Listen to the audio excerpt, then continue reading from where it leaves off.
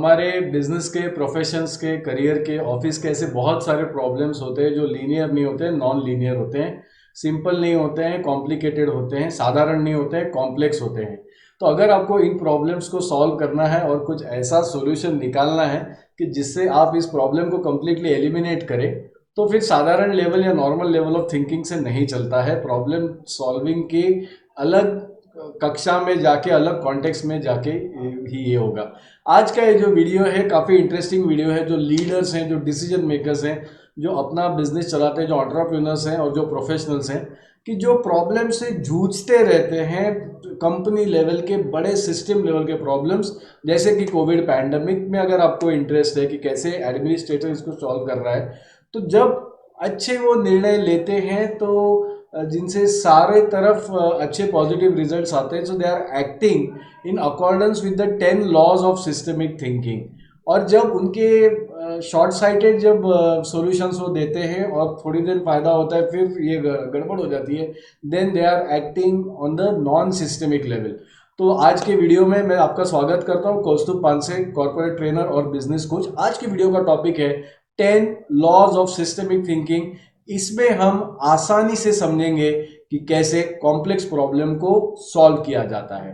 दोस्तों, सबसे पहला लॉ है, today's problems are because of yesterday's solutions. किसी एक शहर में एक कारपेट मर्चेंट था। एक दिन उसने अपने गोडाउन में देखा कि उसका सबसे सुंदर जो कालीन था, उसके सेंटर में एक ऐसा बम्प जैसा बना हुआ था। तो उसने उसके ऊपर जंप लगाई और सोचा कि ये फ्लैटन हो जाएगा। फ्लैटन हुआ भी, लेकिन बस थोड़ी ही दूर जाके दूसरा बम्प आ गया। उसने वहां पे जंप लगाई, वहां का बम गया और दूसरी जगह रीअपियर हुआ। ऐसे उसने कई बार जब किया तो कारपेट पे सारे स्क्रैचेस आ गए और कारपेट फट भी गया। तो परेशान होके, फ्रस्ट्रेशन में आके उसने एक सिरा जब कालीन का उठाया तो उसमें से एक गुस्से में लाल बूंद ऐसा एक सांप वहां से बाहर निकला। दोस्तों, हमारे साथ भी ऐसा ही होता है जब हम सिस्टम लेवल के प्रॉब्लम के साथ डील करते हैं, कि प्रॉब्लम कहीं हम सॉल्व करने जाते हैं, वहाँ का प्रॉब्लम टेंटेटिवली सॉल्व होता है, लेकिन दूसरी जगह वो प्रॉब्लम उस तरह, जैसे बम्प एक तरह से दूसरी तरह जगह जा रहा था, वैसे तैयार हो जाता है। हम एक डिपार्टमेंट का प्रॉब्लम सॉल्व करने जाते हैं बिजनेस में, दूसरी जगह प्रॉब्लम तैयार हो जाते हैं। मसलन कि मान लीजिए कुछ महीनों से आपका सेल्स डाउन चल रहा है, आपने एक डिस्काउंट स्कीम निकाली और भारी डिस्काउंट देके सेल्स रेवेन्यू बढ़ा लिया, लेकिन अभी आपने जितने नंबर ऑफ कस्टमर्स बढ़ाए उनको आप जब सर्विस देने गए तो आपका जो सालाना प्रॉफिट था और जो रिटर्न ऑफ इन्वेस्टमेंट था वो कम हो गया। तो आपने एक जगह का तो प्रॉब्लम सॉल्व कर लिया कि सेल्स बढ़ गया, लेकिन आपके अकाउंट्स और फिनांस में दिक्कत हो गया, आपके डेप्ट रिटर्न्स में और रिटर्न ऑफ इन्वेस्टमेंट में प्रॉब्लम हो गया। तो जब भी हम कॉम्प्लेक्स प्रॉब्लम सॉल्व करने जाए ना, जो रिकरिंग जिसके प्रॉब्लम्स आ रहे हैं, तो एक थोड़ा सा छोटा सा पॉज लीजिए और वहां पे देखिए कि प्रीवियसली क्या सॉल्यूशंस दिए गए थे इस प्रॉब्लम को सॉल्व करने के लिए। मतलब टुडेज प्रॉब्लम्स, आज के जो प्रॉब्लम्स है ना, वो किसी और ने पैदा नहीं किए हैं। उसका निर्माण जो हुआ है वो पिछले प्रॉब्लम्स के सॉल्यूशन से हुआ है। जिस प्रकार से पहले वाले प्रॉब्लम सॉल्व किए गए, उसी की वजह से आज के प्रॉब्लम्स आ रहे हैं। So yesterday's solutions are today's problems. The second law is, well intention interventions cause more trouble than its benefits. ये सिस्टम का एक लॉ है, जहाँ पे देखिए जो इंटरवेंशंस होते हैं, कई बार उनके पीछे का जो बैकग्राउंड होता है, इंटेंशंस जो होते हैं बहुत अच्छे होते हैं। आप जो भी नया एक्शंस लेते हो प्रॉब्लम सॉल्व करने के लिए, उसके पीछे का इंटेंशन अच्छा होता है। लेकिन सिस्टम, जो कॉम्प्लेक्स सिस्टम्स है, उसमें सिस्टम का बिहेवियर ऐसा रहता है कि अगर आपने नॉन सिस्टमिक सॉल्यूशन निकला है तो आप जितना उस चीज़ को ठीक करने जाओगे उतना वो चीज़ और रिएक्ट करेगा। जैसे फॉर एग्जांपल, अभी अमेरिका ने इराक पे या अफगानिस्तान में जो वॉर छेड़ दिया, तो वो तो चाहते थे कि वहाँ का टेररिज्म थोड़ा सा ख़त्म हो, लेकिन जितना वो उन पे अटैक करते उतना ही और टेररिस्ट संगठन उसमें मजबूत हो गए और उनकी जो एनिमी कंट्रीज है वो उनके साथ जुड़ गई। So it is a law which says that the harder you push, the harder the system pushes back. मतलब किसी ऑफिस में अगर बहुत ज़्यादा सिक्स बहुत ज़्यादा सख्त नियम कानून अगर हैं तो वहाँ पे आपको एम्प्लॉयज़ में नॉन एंगेजमेंट दिखेगा। तो आपने जो रूल्स बनाए थे वो डिसिप्लिन के लिए बनाए थे, डिसिप्लिन होके आपका इंटेंशन था कि प्रोडक्टिविटी बढ़ेगा, लेकिन बहुत ज़्यादा सख्त होने से इंटरनल कंप्लेंट्स बढ़ गई, लोग आपके मैनेजमेंट के खिलाफ शिकायतें बढ़ गई और उसी की वजह से वो वर्क में डिमोटिवेटेड हुए, डिसएंगेज हुए और उनका परफॉर्मेंस ये हुआ। तो आपका इंटेंशन था प्रोडक्टिविटी और परफॉर्मेंस बढ़ाने के लिए, लेकिन एंड रिजल्ट क्या हुआ कि परफॉर्मेंस नीचे गिर गया। तो आपने एक नॉन सिस्टमिक सॉल्यूशन वहां पे लगाया हुआ है। तीसरा है कि सिस्टम में ऐसे भी बिहेवियर देखने मिलता है एक आधे प्रॉब्लम का, जब आप सॉल्यूशन देते हो तो कुछ समय के लिए बिहेवियर अच्छा रहता है, लेकिन फिर उसके बाद रैपिडली बिहेवियर गिरता जाता है। फर्ज कीजिए कि आप ने एक एम्प्लॉय आपके पास आए और उन्हें आपको एक आइडिया दिया बिजनेस इम्प्रूवमेंट का। अभी आपने आइडिया सुना, लेकिन आप उस आइडिया को इम्प्रूव करने गए और आपने उसमें कुछ दो चार सजेशन दे दिए। अभी आपका जो बंदा था वो थोड़े दिन तो आपके वो सॉल्यूशन पे काम करेगा, लेकिन कुछ दिनों बाद आपको दिखेगा कि वो कम्प्लीटली इर्रिस्पॉन्सिबल हो गया है और अभी जब वो फेलियर हो गया तो आपको वो ब्लेम कर रहा है। क्या किया आपने? कुछ समय के लिए आपने बिहेवियर इंप्रूव कर दिया, लेकिन उसके बाद बिहेवियर लगातार और वर्स होता गया।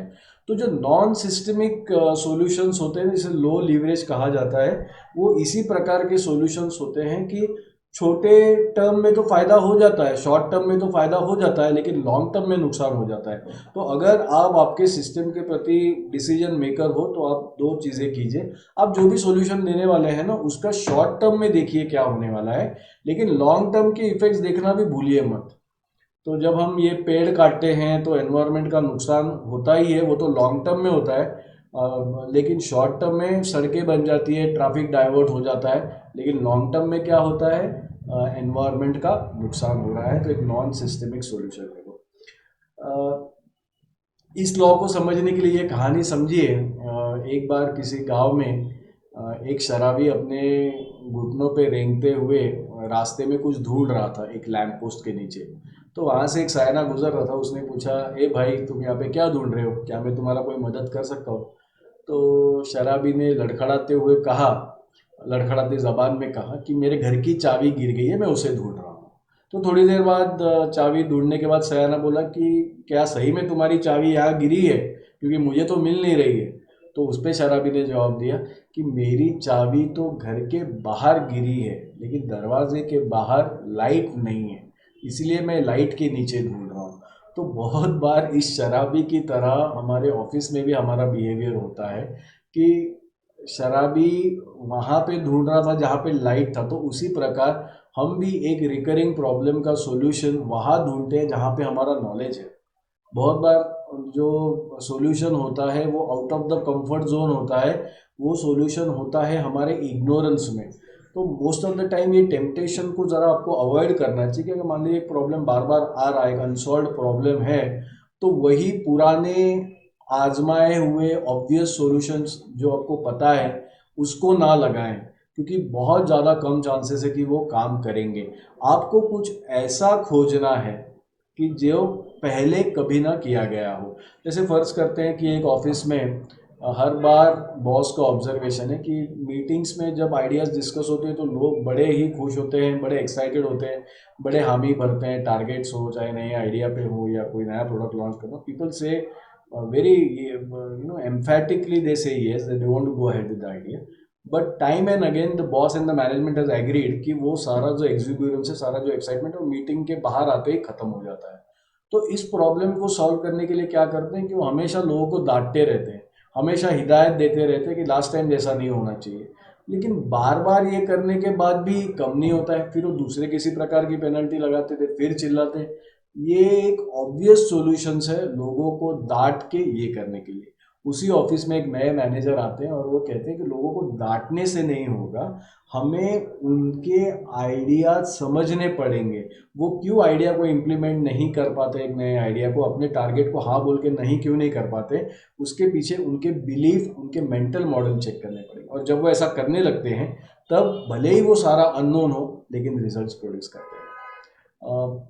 Fifth is another another interesting, एक सूफी कहानी है। तीन अंध व्यक्ति एक बार एक सर्कस में एक हाथी से टकराते हैं। पहला व्यक्ति हाथी के कान के पास होता है, उसे मल के वो कहता है कि लगता है ये कोई कालीन की तरह थोड़ा सा उबड़ खाबड़ कुछ है, तो मेरे हाथ में जो है ये कालीन है। दूसरा अंदर व्यक्ति होता है, अरे तू जो बोल रहा है वो गलत है, मैं तुझे फैक्ट्स बताता हूँ। वो हाथी के सूंड के पास खड़ा होता है, वो कहता है कि एक हॉलो पाइप है। तीसरा व्यक्ति बोलता है तुम दोनों को बिल्कुल अकल नहीं है, मैं तुम्हें बताऊंगा कि सच क्या है। कि वो हाथी के पैर के पास लिपट के खड़ा होता है, बोलता है ये बहुत बड़ा पिलर है। तो यकीनन जिस प्रकार से ये तीनों इन्फॉर्मेशन गैदर कर रहे हैं, यकीनन कभी इन्हें ये पता नहीं चलेगा कि ये एक हाथी है। हमारे ऑर्गेनाइजेशन में जब भी हम कोई क्रिटिकल प्रॉब्लम सॉल्व करने जाते हैं, हमारा वर्तन या बिहेवियर इसी प्रकार का होता है कि हम चीज़ों को आइसोलेटेड देखते हैं। अगर हमारे कंपनी में एट्रिशन ज़्यादा है तो हम एचआर पॉलिसी, सैलरी, इन सारों को हम देखने लगते हैं। अगर कस्टमर कंप्लेंट ज़्यादा है तो जो व्यक्ति उसको सिखा रहा है हम उसी पे सारा बोझा डाल देते हैं, या जो उसको कस्टमर फोकस कर रहा है, या कभी उसको ये कर। लेकिन दोस्तों बहुत सारे प्रॉब्लम्स है ना ईजाद होते हैं जब दो सेक्शन एक दूसरे से इंटरेक्ट करते हैं। उनकी जो से सिस्टम बाउंड्रीज हैं, उनकी सेक्शन बाउंड्रीज पे प्रॉब्लम्स एक दूसरे से टकराते हैं। तो अगर आपको प्रॉब्लम सही में सॉल्व करना है तो you have to see how interactions happens between the department and on the systemic level. आपको पूरे बिजनेस को देखना पड़ेगा। तो इसीलिए वो पांचवा लॉ ये है कि अगर एक हाथी को आप दो बीच में से काट दोगे तो आपको दो बेबी एलिफेंट्स या स्मॉल एलिफेंट्स नहीं मिलेंगे। तो उसी की तरह आपको जब बिजनेस को देखना है तो आपको पूरे चार्ट पे देखना है। आप स्नैपशॉट ना देखें, आप पूरे बिजनेस के प्रोसेस को देखिए। आपको देखिए कैसे झट से सॉल्यूशन मिल जाते हैं। मूविंग ऑन, ये जो कहानी है तो सब जानते ही हैं। दिस रैबिट और hair decides to go very fast, but at the end of the day he gets tired, he stops, he gets tempted, distracted, और जो हमारा कछुआ होता है वो रेस को जीत लेता है। तो ऐसे भी बहुत सारे प्रॉब्लम्स, जो नए आइडियाज़ हम लेके आते हैं, हम उस खरगोश की तरह करते हैं कि we want to go very fast, we want to win that idea, we want to win that project. हम लोग वो नया बिजनेस, नए एक्सपांशन प्लान्स, नया कोई प्रोडक्ट लाइन, नए प्रोडक्ट का आइडिया, ऐसे बहुत सारे नई पॉलिसी, बहुत सारे डिसीजन है कि जिसको हम ऑर्गेनिक ग्रोथ की तुलना में हमको मैक्सिमम ग्रोथ का टेम्पटेशन हो जाता है। So we go very fast in that direction, लेकिन उससे नुकसान हो जाता है।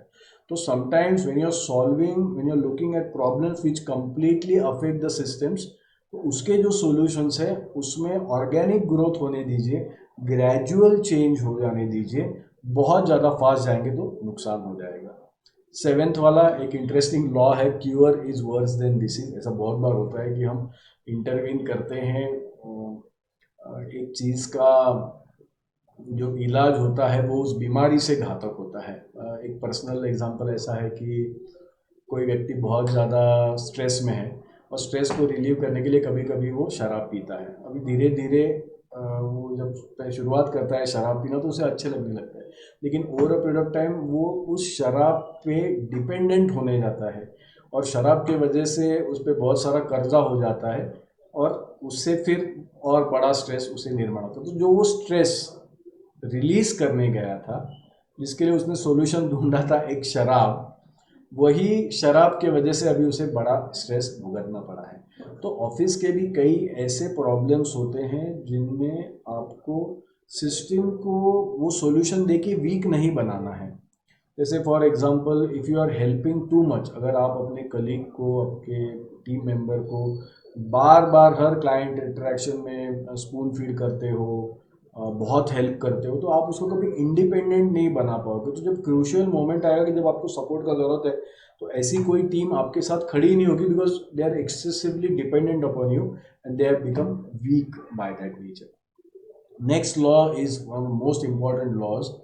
देखिए, लीवरेज जो एक शब्द है वो उसका मतलब होता है कि आप एफर्ट्स कम डालें लेकिन आपको रिजल्ट ज़्यादा मिले। तो एक एंटरप्रेन्योर का, डिसीजन मेकर का तरीका ही काम करने का ये होना चाहिए कि वो कुछ ऐसी चीज़ करे जिससे एफर्ट छोटा लगे लेकिन रिटर्न्स मैक्सिमम है। ऐसी कोई मार्केटिंग एक्टिविटी ढूंढिए कि जिसमें पैसा कम लगे लेकिन मुनाफा बहुत ज़्यादा हो। ऐसा कोई प्रोडक्ट लाइन ढूंढिए कि जो लॉन्च करने पे आपको ज़्यादा एफर्ट ना पड़े लेकिन आप कंपटीशन से बहुत आगे बढ़ जाए। तो वैसे ही प्रॉब्लम सॉल्विंग में हर एक प्रॉब्लम में एक पॉइंट होता है लीवरेज का। If you can hit on that leverage, your solutions will get solve. वो मूवी एक गॉडफादर, उसमें जो डॉन कॉर्लियन होता है उसका एक आदत होता है, he always says, that's a phrase that's very most often used in a movie, कि I will give you an offer which you can not refuse. तो वो प्रॉब्लम्स को इस तरह सॉल्व करता है। ऑफकोर्स उसके तरीके थोड़े से इलीगल होते हैं, but that's what leverage is. You look for something in the problem कि ज़्यादा कुछ न किए बिना आपको सॉल्यूशंस मिल जाए। Always look for leverage. Another law which is आपको आपको सोचने पे मजबूर करेगा। देखिए, बहुत बार जब हमारे बिजनेस प्लेस पे प्रॉब्लम्स होते हैं ना, तो हम उनकी जो वजह है वो एकदम इमीडिएट पास्ट में ढूंढने लग जाते हैं। मान लीजिए रेवेन्यूज़ ड्रॉप डाउन हो गया इस क्वार्टर में, तो हम क्या क्या घटनाएं घटी उसके इमीडिएट पास्ट में उसको ढूंढने लगते हैं। हमारे ऑफिस में क्या हुआ, कौन लोग थे। So this systemic law makes you think कि ज़रूरी नहीं है कि हर इफेक्ट का कॉज, हर प्रॉब्लम का कॉज उसके आसपास ही हो। क्योंकि कंपनीज में क्या होता है कि एक सॉल्यूशन जो दिया हुआ है या एक प्रॉब्लम जो है वो किसी ने किया था तैयार 3-4 साल पहले,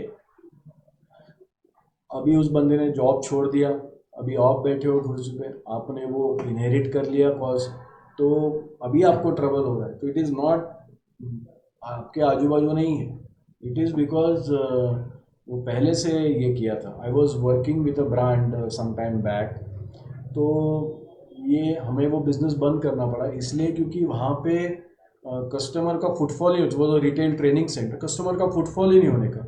तो बहुत बार हमने प्रयास किया, हमने बहुत ज़्यादा मार्केटिंग एफर्ट भी लगाया, प्लेसमेंट के लिए बंदे लगाए, but it was not working. So I could not understand what was happening. But when I applied this law, I understood the company at the corporate level was not spending anything on brand building. Company was not spending anything on getting reach to the customer. और उसी वक्त Coursera, Udemy जैसे दूसरे portals आए थे जो online courses promote कर रहे थे। तो हमें पता भी नहीं चला कि हमारे साथ क्या हुआ, but the company started blaming me and my team for the failure of that business. So what were they doing? They violated law number 9। वो जो बिजनेस फेल हुआ उसके करीब के जो लोग थे या उसके स्पेस में जो लोग थे उनको उन्होंने ब्लेम किया, अपना जिम्मेवारी से रिस्पॉन्सिबिलिटी को झटक दिया। असली रीज़न था कि they were not branding the courses. Last and finally one of the most interesting things, we are a company which hires lot of freshers. तो सालों से इस इंडस्ट्री का ये है कि फ्रेशर्स आते हैं, कुछ दिन काम करते हैं और फिर वो निकल जाते हैं। तो एट्रिशन रेट बहुत ज़्यादा है हमारे यहाँ, उससे भी थोड़ा ज़्यादा था कुछ पीरियड के लिए। So me and my team came up with a solution. We thought of a concept called as EEI, employ engagement initiative, जिसमें हम एम्प्लॉयज़ को एजुकेट करते थे जॉब कैसा करना है, उन्हें एंगेज करते थे, उन्हें मोटिवेट करते थे, we look after their entertainment, we would reward them, we would praise them. So the whole idea was to make them aware about the career choices and make them feel secure in this environment. तो 2-3 महीने हुए, my HR manager Rashmi and the operations head Mauli, they came to me and said, sir is it really working? Because numbers के जो indicators हैं वो इतने पहले जैसे ही हैं, अभी भी लोग जॉब छोड़ के जा रहे हैं। तब मैंने उन्हें याद दिलाया law number 10। I said you can have the cake and you can eat it too, but not at once. आप अच्छे इनिशिएटिव ले सकते हो जो आपको लॉन्ग टर्म में फ़ायदा देंगे, आप वो लॉन्ग टर्म का फ़ायदा भी उठा सकते हो, लेकिन चीज़ें अच्छी इंट्रोड्यूस करना और उन्हें इकट्ठा खाना भी, ये इसमें थोड़ा सा डिले होता है। तो जब आप अच्छी एक्टिविटी करते हो और उसका जो फलस्वरूप जो अच्छे बेनिफिट्स आपको मिलेंगे उसमें थोड़ा सा एक डिले ज़रूर होगा। तो you have to be patient and you have to have the conviction that things will work out. So you can have the cake and eat it too, and post 6 months, now we are seeing the results. Now the team stability is there. The problem is still there because maybe some other fundamental issues are there which we are not able to solve, which may never be solved, but we could lower the rate of attrition. So दोस्तों, आज हमने देखा कि कैसे non linear complex और जटिल recurring problems को हम सॉल्व कर सकते हैं, लेकिन नॉर्मल प्रॉब्लम सॉल्विंग के लेवल से नहीं। आपको आपकी कक्षा चेंज करनी पड़ेगी, आपका ऑर्बिट चेंज करना पड़ेगा। Do come in the orbit of systemic thinking, where you will have what do you say, a bird of the eye, the bird's eye view level of thinking, and you can see the system as a whole. तो आशा करता हूँ कि video आपको अच्छा लगा। Difficult topic है, if possible if you want to apply it, इसको 2-4 बार रिपीट कीजिएगा। If possible read the books of Peter Senge on the 5th discipline. You will get a lot of ideas about this. And signing off, this is Kaustubh. Guys, I am passionate to make and share contents about corporate behavior, businesses, and workplace principles. So if you like this kind of content, please subscribe to my channel. And if you like the video, please press a like and share it to your friends also. Signing off, Kaustubh.